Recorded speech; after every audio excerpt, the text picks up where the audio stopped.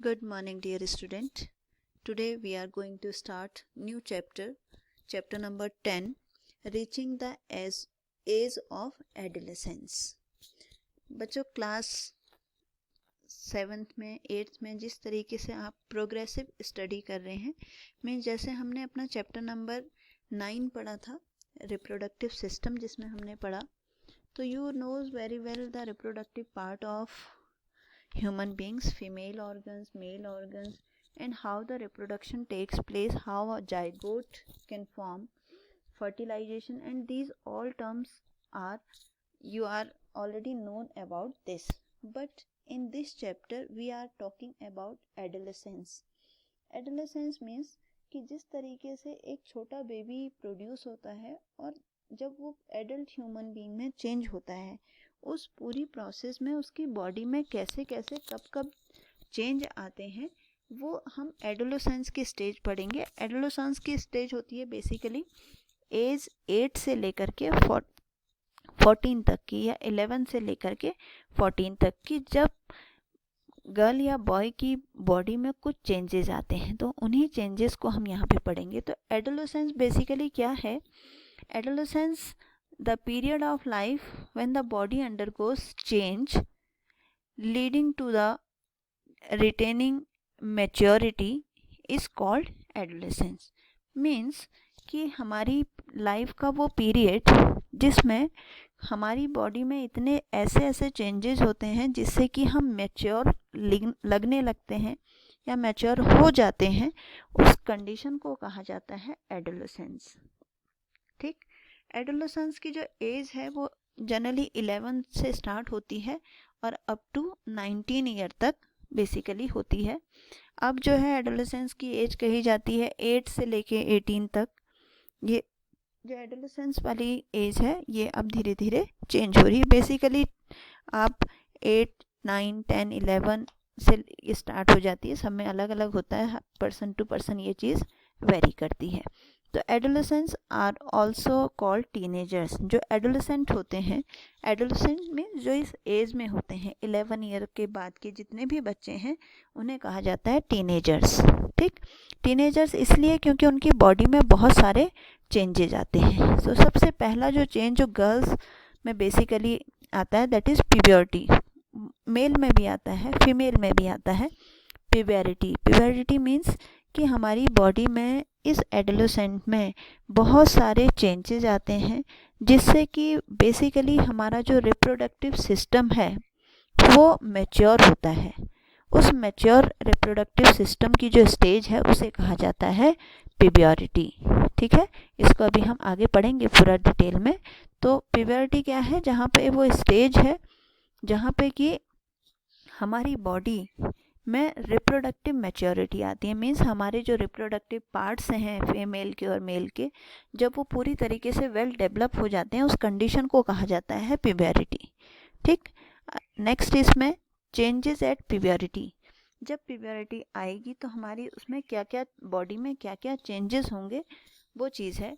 जैसे आप ये सारी चीज़ें आप नोट करते हैं. जैसे ही 10-11 साल के आप होते हैं तो आपकी बॉडी में क्या क्या चेंज आपने फील किया होगा. आप क्योंकि 7 से अभी 8th में आए हैं और इसी टाइम से आप गुजर रहे हैं, तो आपको ये सारी चीज़ें पता होंगी. बेसिकली जैसे सबसे फर्स्ट है इंक्रीज इन हाइट. जैसे आप लोगों को पता है कि 4th 5th क्लास तक आपकी हाइट बहुत छोटी होती है. अचानक से जैसे ही आप 6th 7th 8th में आते हैं आपकी हाइट जो है वो अचानक से बढ़ने लगती है.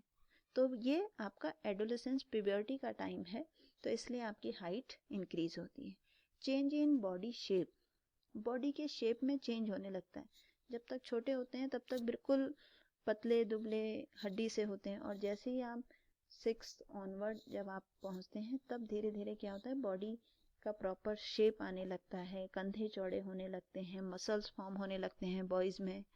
गर्ल्स में भी उसी तरीके से अलग अलग कर्व्स फॉर्म होने लगते हैं. वो है आपका चेंज इन बॉडी शेप. तीसरा आता है आपका वॉइस चेंज. वॉइस चेंज मतलब कि आपकी आवाज़ एकदम से चेंज होने लगती है. ये वॉइस चेंज वाला कॉन्सेप्ट जो है वो बॉयज़ में ज़्यादा दिखाई देता है. 4th 5th क्लास तक 6th क्लास तक बच्चों की आवाज़ बहुत डिसेंट सी गर्ल्स की जैसी होती है, और जैसे ही प्यूबर्टी का टाइम आता है बॉयज़ के केस में, आवाज़ अचानक से मोटी होने लगती है। ठीक, तो ये वॉइस चेंज हम फील करते हैं कब? प्यूबर्टी की एज में। Increase activity of sweat and sebaceous gland, means कि इस प्यूबर्टी के टाइम में हमारी बॉडी में स्वेट ग्लैंड्स होती है, मतलब जिनसे पसीना आता है, ऐसी ग्लैंड्स जो हैं वो ज़्यादा एक्टिव हो जाती हैं। डेवलपमेंट ऑफ सेक्स ऑर्गन, हमारी बॉडी के जितने भी सेक्स ऑर्गन्स हैं वो सारे धीरे धीरे डेवलप होने लगते हैं। Reaching mental, intellectual and emotional maturity, और हमारी बॉडी और हम मेंटली, फिजिकली, इमोशनली मैच्योर होने लगते हैं धीरे धीरे। ठीक, तो ये सारे चेंजेस हमारी बॉडी में आते हैं कब? प्यूबर्टी के टाइम पे। ठीक, जैसे सबसे पहले हम डिस्कस करते हैं इंक्रीज इन हाइट। ये सबसे इम्पॉर्टेंट चेंज है जो प्यूबर्टी के टाइम पे होता है। इसमें आपके जो हाइट है, सबसे पहले वो हाइट इंक्रीज होती है। 6 से लेकर के 9th ऑनवर्ड तक, 9 10th 11 तक हाइट जो है वो बहुत ज़्यादा इंक्रीज होती है। इस बीच में आपके जो आर्म्स हैं, मसल्स कहते हैं ना जिसको, मसल्स जो हैं ज़्यादा डेवलप होने लगते हैं, कंधे चौड़े होने लगते हैं, जिससे कि आपकी हाइट जो है वो ज़्यादा दिखाई देती है, पर्सन की हाइट ज़्यादा होती है।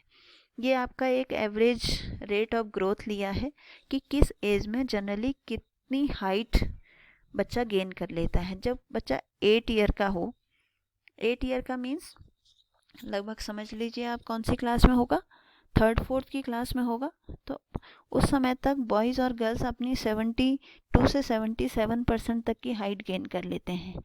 जब बच्चा, देखिए आप यहाँ देखो 11-12 ईयर में बच्चे की हाइट जो है वो लगभग 80 से 90% तक हो जाती है। गर्ल्स की हाइट ज़्यादा बढ़ती है, ठीक है, और 13-14 एज आने तक गर्ल्स की हाइट ऑलमोस्ट कंप्लीट हो जाती है।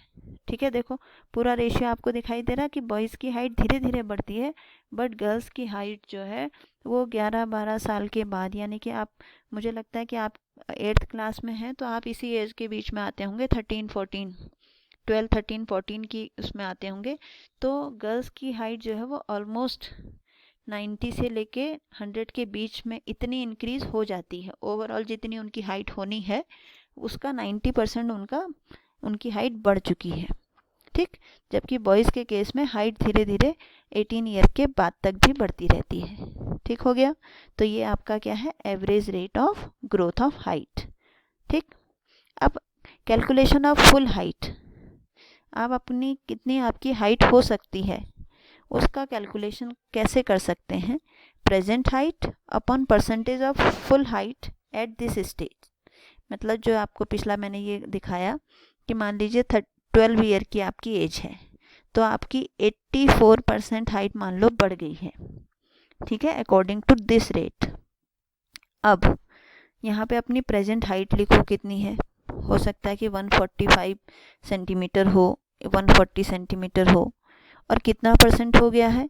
82% हो गया, इनटू उस, इसमें देख करके आप बता सकते हो कि आपकी एज के अकॉर्डिंग कितना हो गया। 84% हो गया ना बॉयज़ का, तो यहाँ पे आप क्या लिखेंगे? यहाँ पे 84, यहाँ पे अपनी प्रेजेंट हाइट इंटू 100। जैसे एक एग्जांपल लिया है कि a boy of 9 year old 120 centimetre tall है और at the end of growth period he is likely to be. अब 9 ईयर है तो कितनी 9 ईयर बॉय है तो 75% होनी चाहिए इसकी हाइट। तो 120 अपॉन 75 इंटू 100, यानी कि उसकी टोटल हाइट जो है ऑलमोस्ट, ऐसा नहीं है कि ये बिल्कुल फिक्स है, ऑलमोस्ट उसकी हाइट 160 सेंटीमीटर तक तो होगी ही होगी। ज़्यादा भी बढ़ सकता है, थोड़ा बहुत कम भी हो सकता है। It depend upon physical growth, की उसकी फिजिकल वो प्रैक्टिस कितनी कर रहा है, उसकी फिजिकल एक्टिविटी कितनी है, उस पर भी ये सारी चीज़ें डिपेंड करती हैं। ठीक है बच्चों, तो आज के लिए आपके इतना ही, और इसके आगे का पोर्शन हम कल पढ़ेंगे। ठीक है बच्चों, थैंक यू।